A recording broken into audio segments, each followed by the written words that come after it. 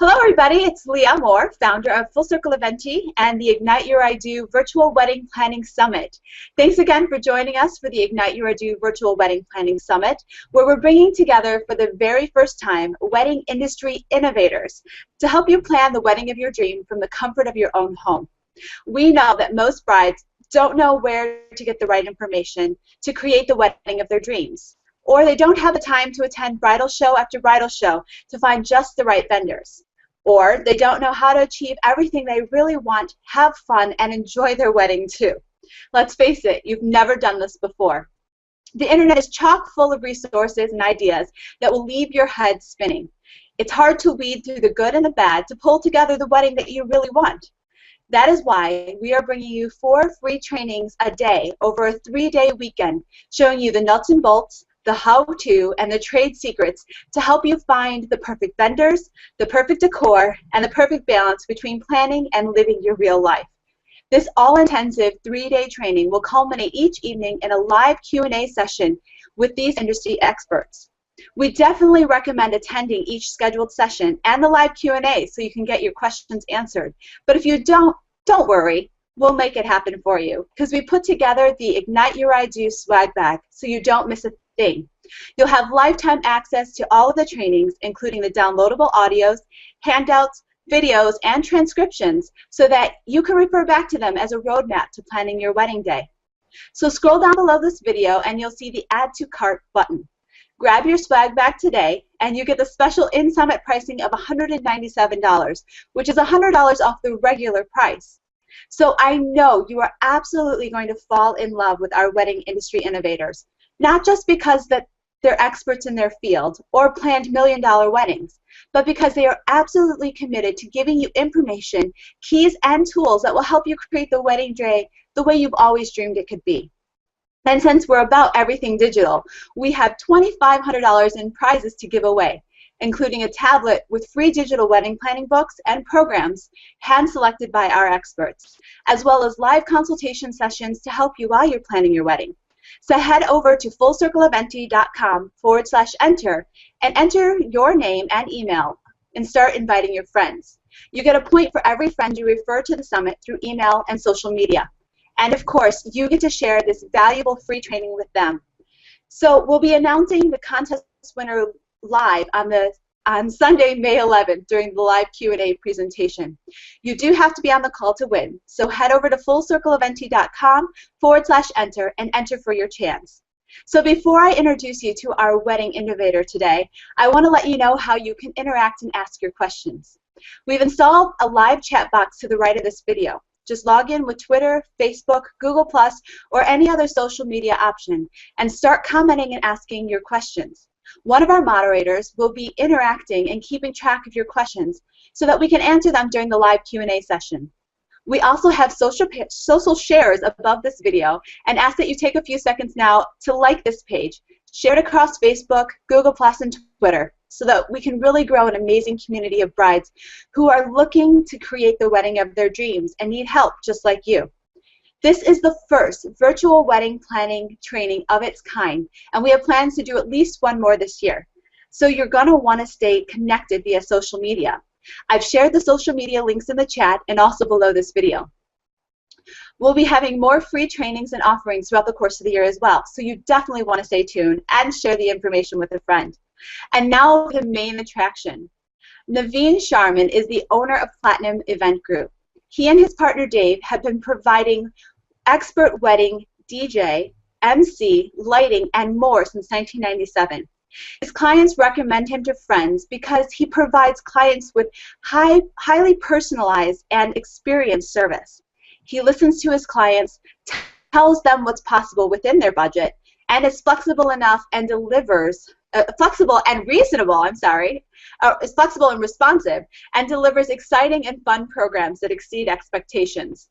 Unlike other DJs, he gives you exactly what you want. Large DJ companies don't always give you the best value or the best people. Platinum Event Group gives you both. They provide a DJ and an MC at every event. Dave is on the mic interacting with the crowd, leading dances and exciting the audience, while Naveen is behind the turntables mixing and blending the music. They are based in Michigan, but perform weddings and events all over the country. When traveling, they also even travel to international destinations. So welcome, Naveen. It's so glad to have you here. Thank you. Naveen, I know that you've got a great topic for us today. You are actually going to talk about the modern DJ, correct? Yes, that's correct. Yes. So what makes a DJ modern specifically? Well, I've been doing this for 17 years, so things have changed so much over the years. You used to use tape players and CD players, turntables, carry records around, carry CDs around. Now everything is digital. It's all modern technology, hard drives, computers, digital lighting, less power draw. Just in general, everything is just more modern, updated, and digital. But you still have to know the basics of how to be a wedding DJ and MC. Yeah, it's definitely made your life a lot easier, I'm sure, not having to carry all those records too.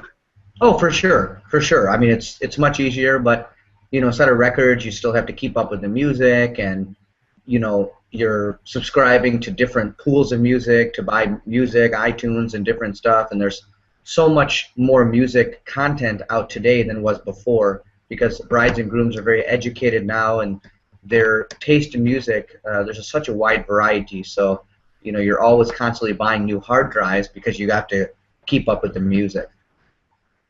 Right. So while it may be lighter work that you have, it's more in-depth work that you have because you're actually able to cater to more than just, let's say, one group of people. You're actually able to cater to a lot of people because of the styles of music that you now have access to that with records you never were before. Yep, that's correct. I mean, you have access to so much music, but you have to, filter it all, make sure it's all clean and appropriate, make sure the audio levels are okay. Those are some of the pre-production we do before the events. Where with a CD or a record, you could just walk in and play it, but with digital music, you just got to all make sure it sounds okay before you play it so you don't have anything that sounds bad when you're playing live at the event. Very true, very true. I know I did a small stint in DJing myself at one part of my former lifetime, and it's a lot of extra work that people don't realize. So, DJs are great resources when it comes to your wedding in general or any event. So what exactly can you expect from a DJ as a resource? Well, I mean, I guess there's two types of DJs. There's some that, for lack of better words, they show up, they play music, they might make a few announcements, and then they're done. Depending on their price point or how much they offered or what level of professionalism and training they have, maybe that's what was expected from the audience and from the couple. With us, we're there start to finish. We meet with you multiple times, as many times as you need. Something that we like to do is we like to actually meet at the hall, at the venue. We like to do a site survey. Oftentimes, we want to suggest where's the best place to have us set up? Where's the best place to put the speakers? Who should be sitting close by? You really don't want grandma and grandpa to sit near the dance floor because we don't want it to be too loud for them. We might suggest some satellite speakers further away so that you can even the sound in the room so that you're not blasting it in one area and the other. From a planning standpoint, going over the introductions, going over the timeline, helping to suggest what goes when, whether a first dance, cake cutting, father-daughter dance, speeches, toasts, if anybody's going to sing a song or play the guitar or do something special for the couple, we can suggest when to do that because we work with the venue and we want everything to go smooth, dinner on time, snacks on time, cake cutting on time, so that everybody can do a good job. That's awesome. Yeah, definitely having the right grouping of people at hand makes your life as a bride as well as your life as a DJ also a lot easier, and everybody's job goes much more smoothly when everyone's on the same page. So it's great to see that you're actually more involved with the couples than the average DJ is. I've actually never heard of a DJ doing a site survey, so that's fantastic. I love that.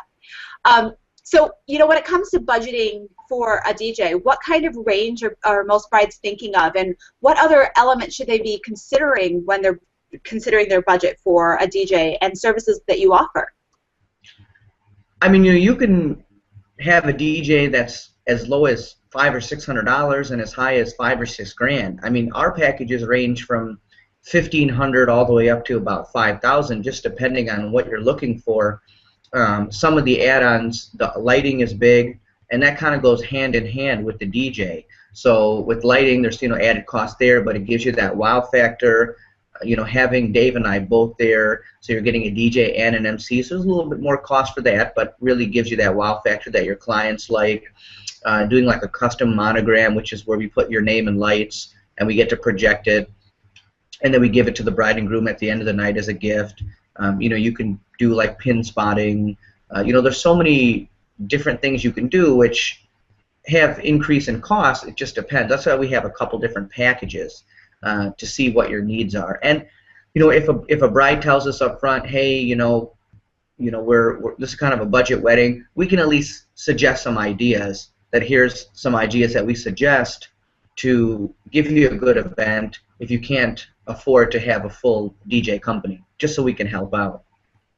Oh, sure, definitely. That's wonderful. You mentioned, and I actually spoke about it when you said you and your partner work together. You have the MC, and then you have the DJ. And I know a lot of companies just send out one person. So really, what makes it special? What is the purpose of that MC as opposed to having an MC be a DJ? How does that make it better for your guest experience overall? It's hard to explain because a lot of people haven't seen it. It's kind of a new concept. A few of my friends around the country do it as well, and we're one of the only companies here in Michigan that provide a DJ and an MC. We did an event last night. I'll give you an example. Dave is out on the dance floor when we're about to introduce everybody, and he's getting the crowd excited, just giving them some instructions, welcoming them, how's everybody doing, stuff like that. I'm in the hallway. I am lining the wedding party up at the same time, giving them instructions what to do. Because there should be always someone in the room, always someone there to help direct and lead the audience, because a lot of times they haven't been to weddings, they don't really know. Then once we did the introductions, Dave introduces us and he gets everybody excited. Then I take the mic, and we always have multiple mics. We're never passing the mic back and forth. Little things like that gives you a smooth transition. Then I jump on the mic and I'm introducing some of the couples and the bride and groom. We're going back and forth. Last night he had the whole audience do a big kiss like this to the whole, all 150 people, and he said 1, 2, 3, mwah, and they all did it as the bride and groom walked in. So one person really wouldn't be able to do that kind of stuff because they can't play the music and MC at the same time. And then, obviously we had speeches and dinner, and then dancing. That's the main part where I'm mixing and blending the music. Dave knows my cues and vice versa. I MC as well, so we switch back and forth. I can throw on the cha-cha slide, for example, or the Cupid shuffle. He's out there, he's lining everybody up, saying, hey, face Naveen, we're all going to start here. I have the song looped, and then I can start the song when we're ready, and he's teaching the moves. Turn to the left, turn to the right, go back, go forward, clap your hands, 2 hops, with the different interaction. And then also, just throughout the night, going around to the tables, seeing if there's any requests they want, and sometimes we're pulling people onto the dance floor as well. So it's just that interaction of 2 people just really makes things go smooth, in my opinion.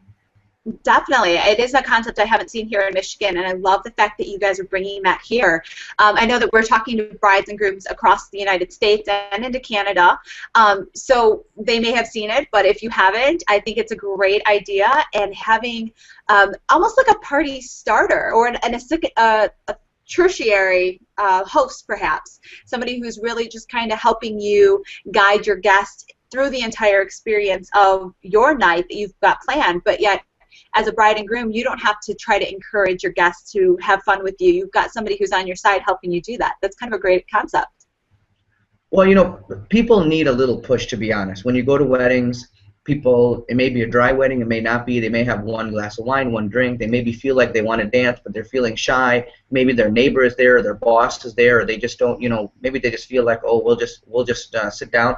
But then when they kind of hear someone exciting them, saying, come on, getting on the mic, coming over to them, then they feel more excited, and and they want to come out onto the floor. And especially when you start with the introductions, there's so many weddings I've been at as a guest where the DJ is hiding behind the DJ booth. You don't even see them. You have no idea where they're even talking from, because you may be, for example, sitting in the back, or you may not have the best view, but if there's an MC that's on the dance floor that's walking around, I'm getting everybody excited. I might walk over to a little kid and give them high five or something, and or might walk over to a table and say, hey, this is my rowdy table, and they're all cheering, and so it's just little things like that that people will remember that. They'll say, hey, we loved your hype man. We've never seen something like that, at a wedding where there's two people bouncing off each other. Yeah, definitely. That's like I said, awesome concept. I'm definitely going to start encouraging my brides and grooms to take advantage of that same concept. So what do you see as big trends right now in the wedding industry and for brides and grooms at their wedding? People are a lot of people are doing the instead of having like a cake, they're doing like a cupcake. That's a big thing, like cupcake event. Instead of a cake, they'll have like a cupcake tree, a lot of different desserts. We do a special type of introductions that a lot of people are going with. It's called Make It Grand, where we do a family introduction. It's not just introducing the name of the people, but we're actually telling a story of your wedding party. That's something that's new, and Dave and I have actually both trained for that. A lot of people don't realize that there's a lot of DJ and MC training out there. So we've trained for a lot of these different workshops in Las Vegas and locally here in Michigan, gone to Wedding MBA, different programs, so we can bring these to our clients. So those are different trends. Uplighting is another trend. Pin spotting is a trend. Everything is LED now. With our uplighting, we can do computer-controlled lighting, so we can match any color of the bride's dress or the bridesmaid's dress. During dancing, we can create patterns and scenes throughout the room. Those are different little things that people are doing. We do a lot of party favors. We have like those glow sticks where we throw glow sticks out. Sunglasses. We do confetti, like confetti cannons. So there's a lot of different things that you can interact with, so that people can go home and have fun. And lately, a lot of people have been inviting kids to weddings too. And if you opt not to invite kids, sometimes the parents can't come. So the new thing that we suggest, and this is why it comes in with our planning, is we have like a kids area. We'll have a room next door. We'll have a few people that they've hired to watch them, or some family friends. They'll get like pizza and chicken fingers for the kids, which actually saves them some money because they don't have to buy them the adult meal. They'll have a DVD player and some Disney movies, so the kids can enjoy, the parents can enjoy, and then the parents have a good time as well, and they can attend the party as well. So that's something that we've been seeing a lot lately as well. Yeah, I love that. I've always suggested my couples do something like that for kids because they just don't get parties. They love to come in and they love to dance and they love to like be with you and interacting, but they get a lot more bored quickly. They definitely want out. So having those extra options for kids is definitely wonderful. You were talking about that hyped up intro, and that's a new concept I haven't seen. And honestly, I have to admit I didn't realize that there was tons of training for DJs as well when it comes to how to and what new things that you guys can innovate with your clients as well. So what do you see as some really hot songs right now, or other hot ideas for grand entrances, or as you're saying, the hyped up entrances? Well, a lot of people are using that happy song. That's real popular. Any of the top 200, top 40 songs work. There's two types of introductions. If you do a regular introduction, then we have like one song for the wedding party, and then we'll have a second song for the bride and groom. Oftentimes the bride and groom will come in, and then they'll kind of have done a routine dance, or they'll go straight into their first dance, and then halfway through they'll bust out like a fast song, and the audience goes crazy, and they've kind of practiced a routine. With regards to the custom wedding introductions, it's called Make It Grand. I have a YouTube link that I can share with you, and people can see it. But how it works is there's a script. There's about 15 to 20 questions. I help write the script with you. We write the script for every person in your wedding party. Typically, we don't do it for the parents, just the bridesmaids, the groomsmen, flower girls, best man, maid of honor. I use little tidbits from the script to write a paragraph about them. We even use sound effects. So, which is really funny, we had one recently where the best man's nickname was Bubba, so we used a line from the Forrest Gump movie, and it was really funny because it made appropriate. So different things like that. We have different songs that we use, different audio audio edits and little snippets, and it is something different. It's where what happens is the bride and groom will come in first instead of last, and then each couple comes in. They come in, they stop, we tell them where to stop, we give a little story about them, everybody gets a good laugh, and then they go and hug the bride and groom, and then we move on to the next couple. It takes, about 10 minutes total, but it's something that they'll never forget. Definitely. You will. You'll have to give us that link, and we'll share it with everyone else so they can see that. You also work with the ceremonies, I'm assuming, right? Yes, yes. We do wedding ceremonies as well. Yes.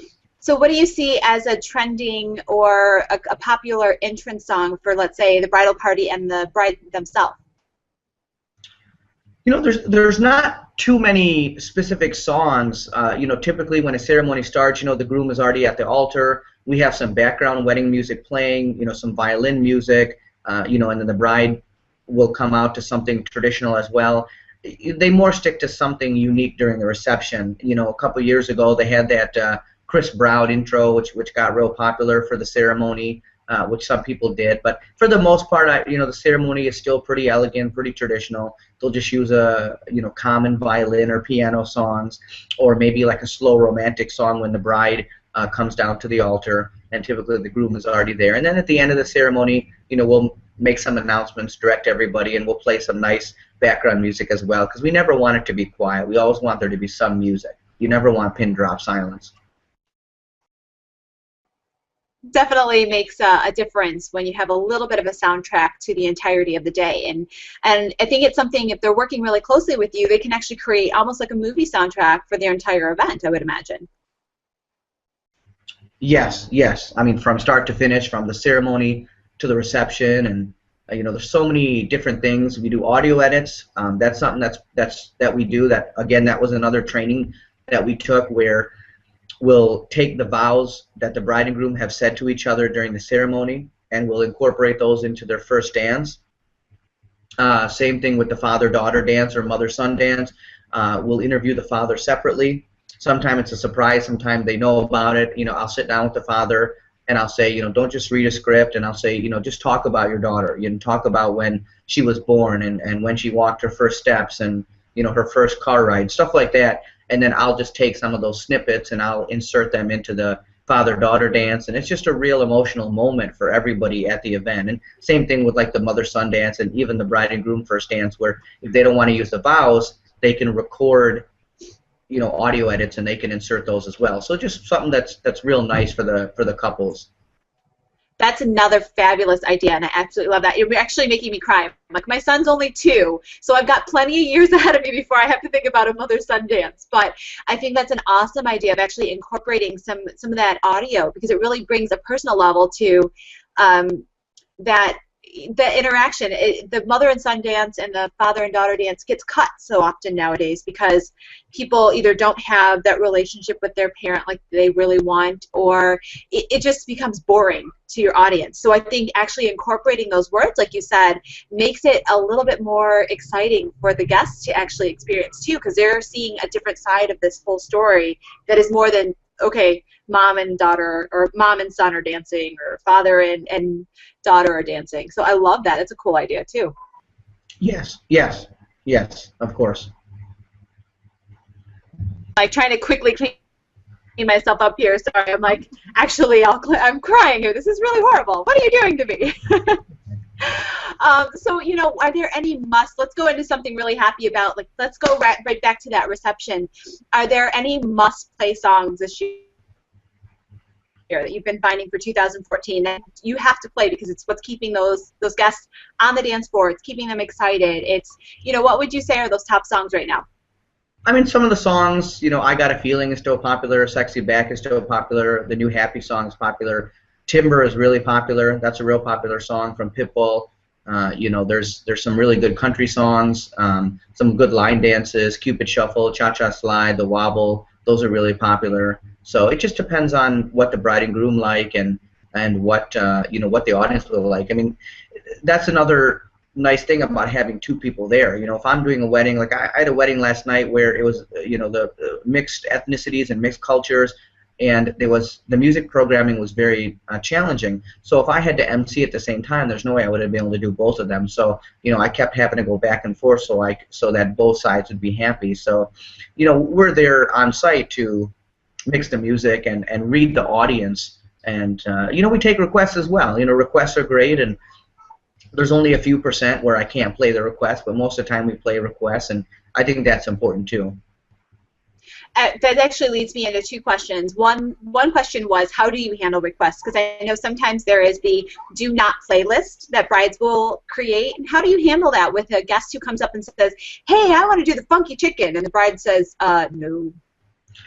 We don't really believe in a do not playlist. I don't encourage my brides and grooms to make a do not playlist. I'll get a top 15 or 20 songs from them because they're hiring me as a DJ. I mean, truthfully, if I'm asking the couple for a list of 100 songs, they don't need a DJ. I mean, I'm there to do everything for them, stress-free. They don't really need to worry. I tell them, look, give me 10, 15 songs max that you really like, and I know this is the kind of genre you like, and then I'll ask them. I'll say either you want me to take requests or you don't want me to take requests. If they want me to take requests, then when people come up and they'll request a song, and I'll make a judgment call, and I'll tell them honestly. I won't lie, or I won't say, a lot of people say, oh yeah, we'll get to it. I'll just tell them, look, unfortunately I can't play the song. How about I suggest something else that's similar, or do you have something else that you may like, because I want you to be happy. I mean, it's very rare that we can't play a song, but once in a while you get that. And then, if the bride and groom have said, okay, Naveen, here's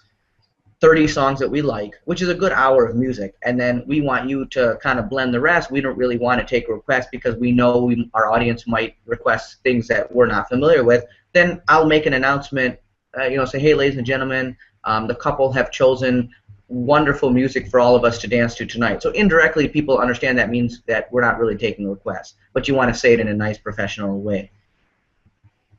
That's a great way of handling it right up front, letting them know, hey, we've got a great playlist for you guys tonight, and we'll keep you guys entertained and excited. So the second part to that question is, and you kind of hit on this a little bit before, how do you deal with either a mixed age range or a mixed group of ethnicities? So you're dealing with the various cultures. How does that work into your playlist usually? I mean, Dave and I do a lot of mixed weddings, whether it's, African American weddings, Caucasian weddings, Jewish, Middle Eastern, Indian. A wedding that we had last night, bride was Caucasian and the groom was Indian, and the bride side liked a certain type of music, and the groom side did too. So I like to do it in sets. We start out with doing 15 or 20 minutes of the ethnic music, and then the bride's father had approached me and said, hey, Naveen, before our guests leave, we want to do some Western music. Well, I said, of course. So then we switched it up. We did another 15 or 20, 30-minute set, played some nice slow songs. They were very happy. Played some older songs that the bride's side liked. And then we went back to the ethnic music, and then we did some more line dances. So I don't like to do one-one. There's a lot of companies I've seen where they'll play one song, like the hottest, Chinese song, for example, a Chinese wedding, and then they'll switch to like Pitbull or something, and then they'll go back to like Chinese song or Indian song or Middle Eastern song or Jewish song, So I like to do sets because someone might be in the back of the room having cake, or they might be getting a drink, and all of a sudden they hear the music and like, oh, okay, we're excited. Then by the time they get out to the dance floor, they grab someone to dance with, the song is over, and then it's back to a different genre. So I like to do it in sets of 15 or 20 minutes. I think it works best that way. I wholeheartedly agree. I like the set idea as well. So you were talking about some of the equipment that is now available, and actually a lot of DJs are getting into it. I know specifically you guys are great at it when it comes to lighting and also the other items that you can grab to create your environment. What kind of equipment are you talking about? What kind of elements are you able to add and incorporate into the day? And do you have any samples of those? I'm a big fan of equipment. I know a lot of DJs will say, at the end of the day, as long as you bring some speakers and some lights, that's what's important. And I wholeheartedly disagree. Some of the weddings we do have 50 guests, and some have 500 guests. We had 175 guests last night, but we were in a really large hall. So someone might come in, they might bring 2 speakers, and the music is condensed, on the dance floor, but all around the room, nobody else can hear anything. They can't hear the speeches, or they can't. And so I'm a big uh, fan of good equipment and enough speakers, enough lights. That's where the site survey comes in. And I'm not going to nickel and dime my brides. I'm not going to say, well, you got to pay me $50 more here, $50 here for more speakers.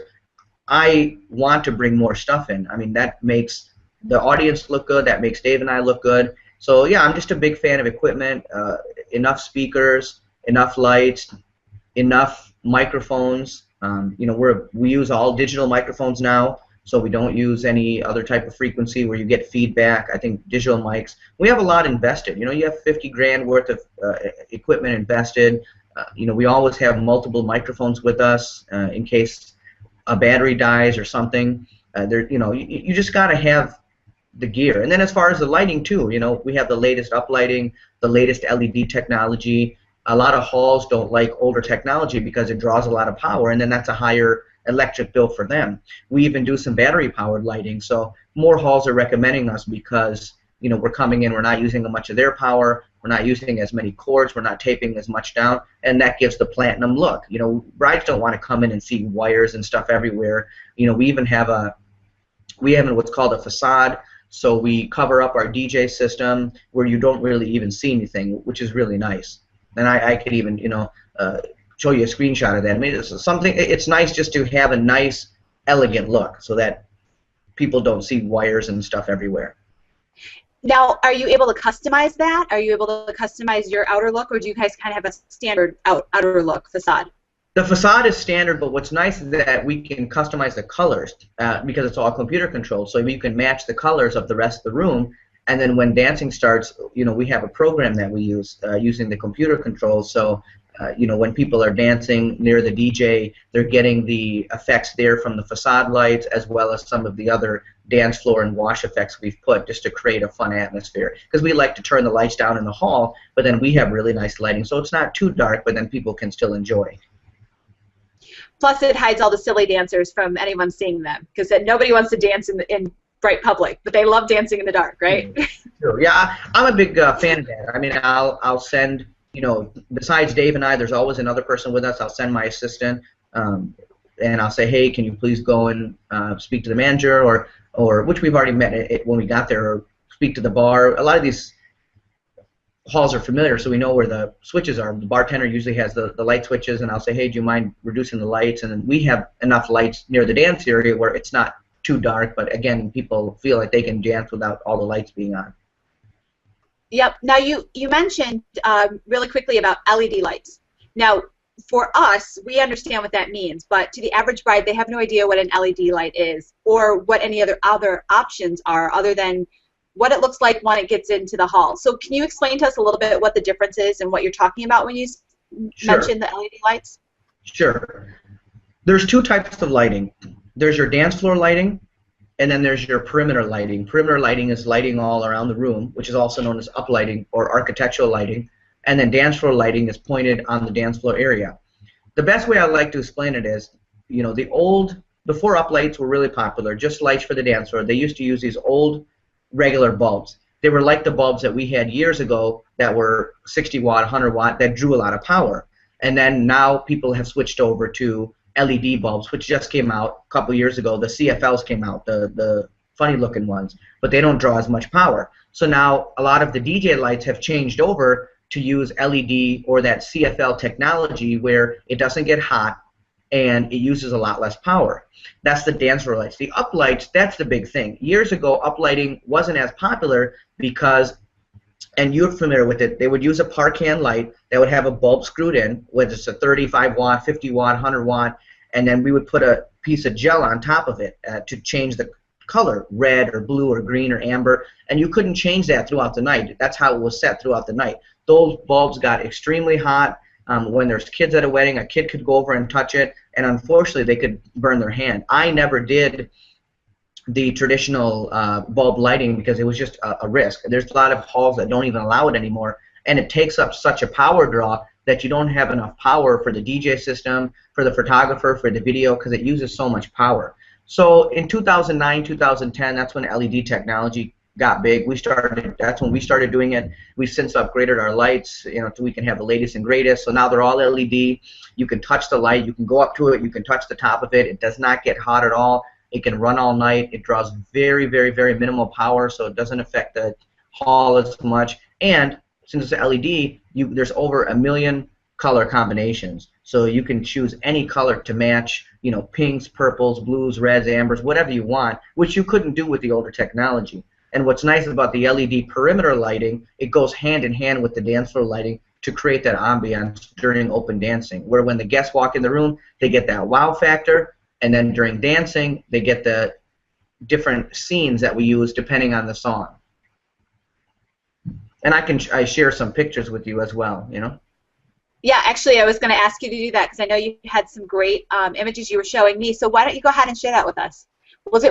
We've got time. You can get a little bit. Actually, as he's pulling that up, guys, I will remind you that we do have the Ignite Your I Do Summit bag that we will have for you. If you have missed any of the recordings from anybody else, you can definitely make sure you take care of that, and you can actually get the in-summit pricing of $197, as I was talking about before, if you go ahead and sign up for that right now. And you can head right back over to the email that you actually got before from us when you confirmed your seats here at the summit.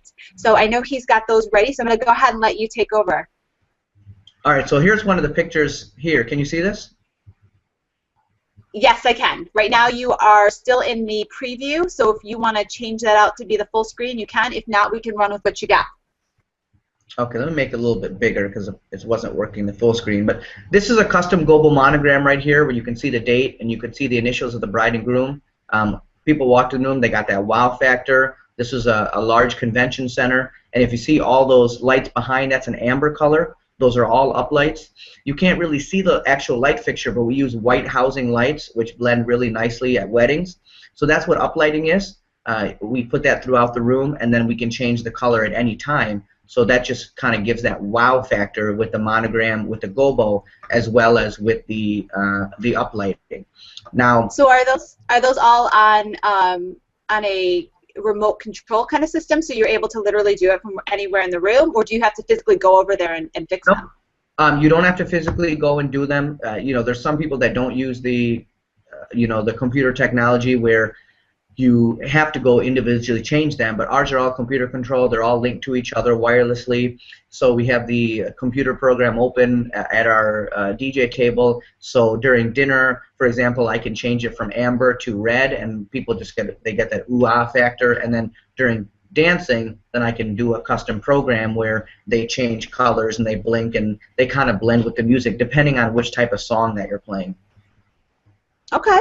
Did you have a few more of those images you wanted to show us, or did you want to continue on?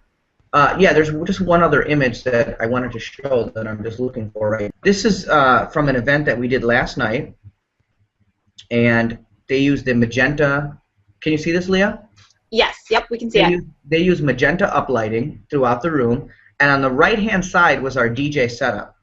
You can see Dave is actually standing there, and right here, that's a facade right there. And as you can see, the colors match to the rest of the room, and no one sees our DJ equipment. They don't see our wires. They don't see, like, if we have a bottle of water up there. They don't see that. They don't see the computers. There's nothing that they see. It's all a nice, clean look. And same thing with where the speakers are. At the bottom of the speakers, we have some draping that we put down there, some cloths, so that when people walk in, they don't see any of the wires either. Yeah, it definitely makes it for a nice, clean look, and you don't get that standard old DJ look that you used to have when you walked into a wedding. You could see exactly where the DJ was going to be. So that's really nice, a nice, clean look that you have. So if a bride is looking for a DJ but can't necessarily afford a DJ company, what are some of the options that she has as a bride to, create some aspects of her wedding? Sure. Here's one more screenshot real quick. So you can see what the facade looks like up close. So you can see that's what the facade is. We have the speakers there as well as the subwoofers. You can see the white cloths there that cover up some of the wires. So we just try to keep the wires as minimal as possible. Yeah, that works really well. As far as you were saying about budgeting, we definitely talk to a lot of brides and grooms that say, hey, Naveen, hey, Dave, we love what you do. We love what you offer. We saw you at an event. but unfortunately, it's just not in our budget. And I'll sit down with them, and if they're open to it, I'll say, well, let me help you review your budget, and I'll ask them what's important to them, because some people will say, well, you don't need $5 chair covers, or you don't need a chocolate fountain, or you don't need a mile-long cheese tray or fruit tray or stuff like that. You don't need $500 centerpieces. But then at the same time, some people might say you don't need a certain type of DJ either. So I'll just ask them. I'll say, what's important to you? Let me sit down and let me help you out with your budget. Sometimes they'll hire a wedding planner that can help them out as well. But at the end, if they're really only looking for that budget type of DJ, instead of hiring someone that's like a student or someone that's brand new, that might not know what they're doing, they can always rent a system. They can rent equipment from us where you still get a professional system that we've come out and set up, and then they themselves would run the music, or they would have someone run it. Now, there's a lot of, it's very rare that we do this. It's only maybe a few times a year, and there's a lot of DJ friends of mine who don't agree on this. They'll say, well, we don't like to do that because that kind of taints the DJ, but I just don't agree with that. I mean, if a bride is having a small event, and she wants to rent some equipment for us, she gets top-notch lighting, top-notch, microphones and speakers, then she has to bring a laptop or an iPod. She wants to play some music. It's very rare, but it's just something that we can suggest to them if they're really on a very, very tight, extremely tight budget. That's a unique perspective, and also another great option to, say, the iPod DJ, which a lot of brides have unfortunately decided is good enough. Yeah, I mean, like I said, I would never suggest it, and Dave and I do every event together. Some brides asked if, we can just, come, one of us ourselves, to offer something at a lower price point, and we thought about doing that. We talked about it because other companies in our market offer that, but then that would take away from what we're trying to do. So I'd rather suggest the rental, or maybe suggest some other DJ companies that we're friends with that are more into their price point, rather than changing what we do. Definitely.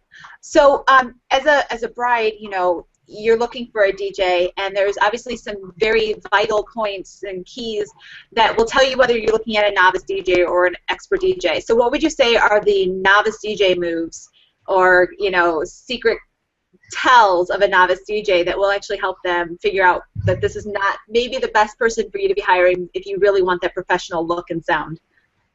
I actually have a document that I created, and I'll send it to you. It says how to find a wedding DJ, and some of the things that we say is, DJs should have insurance. That's number one. There's a lot of DJs that don't have liability insurance. We have auto insurance, we have home insurance, we have health insurance. I think it's important to have business insurance. That's one.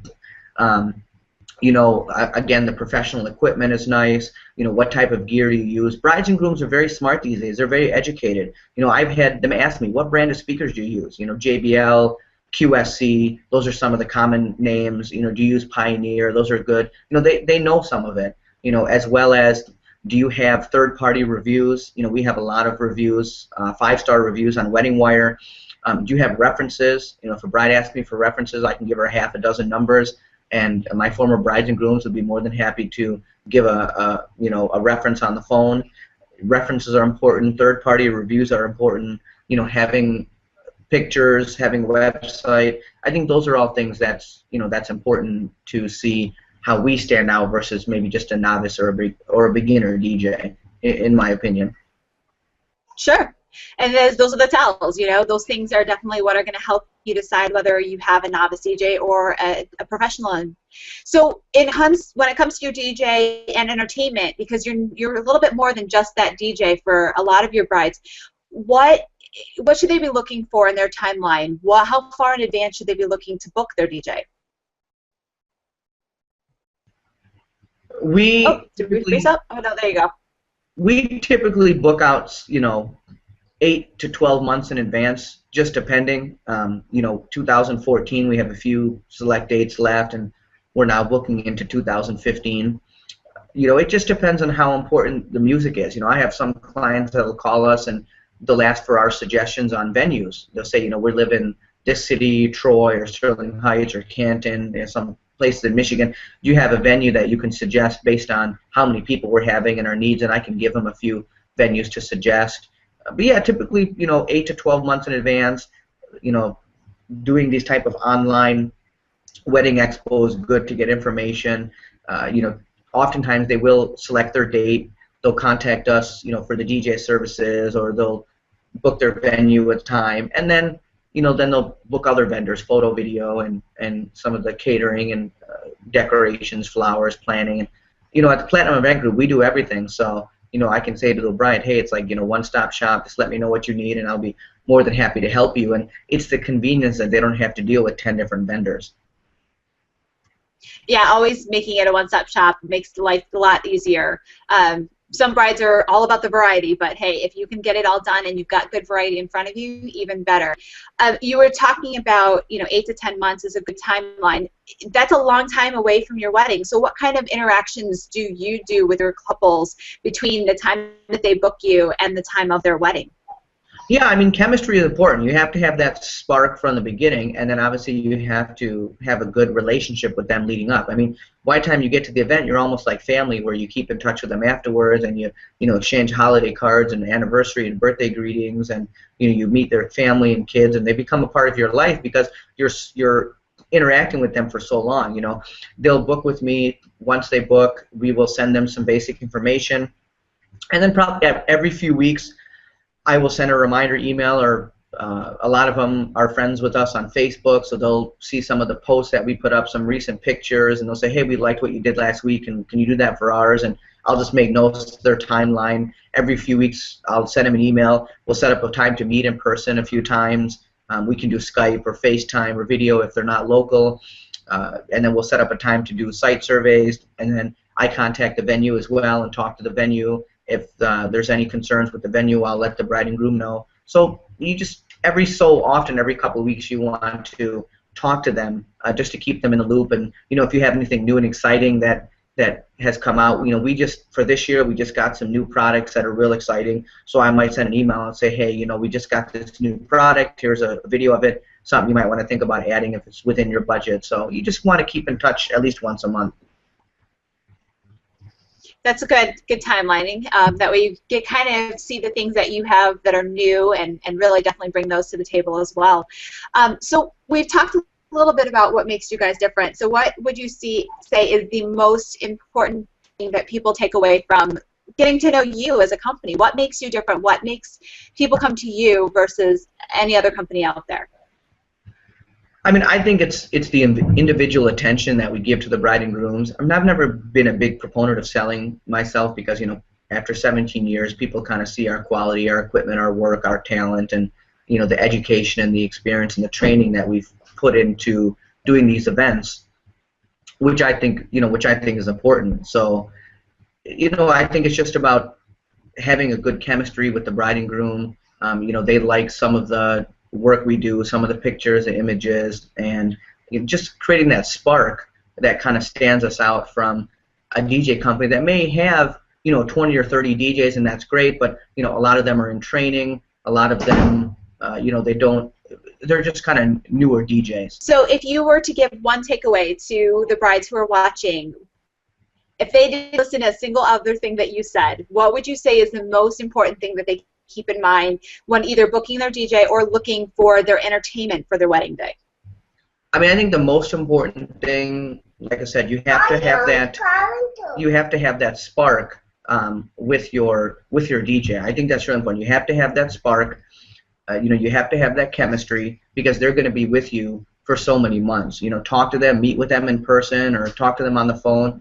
I think that's really, really important. Get to know them, and then feel comfortable with them when you pick them.